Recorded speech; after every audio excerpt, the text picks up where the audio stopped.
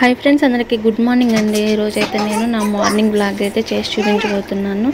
నేను ఇంట్లో ఏమేమి పనులు చేస్తానో మార్నింగ్ టైంలో చూసేయండి. ఫస్ట్ ఇట్లా మార్నింగ్ వేడి నీళ్ళలో నిమ్మకాయ పిండుకుని తాగితే చాలా మంచిదంటండి.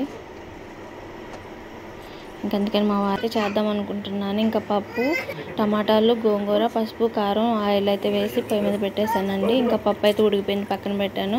బియ్యం కూడా కలిపి పెట్టేశానండి. ఇవైతే పాలు మేము డైలీ పోయించుకుంటాం అనమాట. పాలు కూడా వచ్చేసినాయి. ఇడ్లీ చూసారా, ఇడ్లీ కూడా ఉడికిపోయింది. ఈ పాలు వచ్చేసి 35 రూపాయలండి అర్ర. ఒరిజినల్ పాలు అనమాట. పెరుగు కూడా చాలా బాగుంటుంది. ఇంకా టిఫిన్ అయితే నేను చేస్తున్నానండి. మా పాపకు పెట్టేసి నేనైతే తింటున్నాను.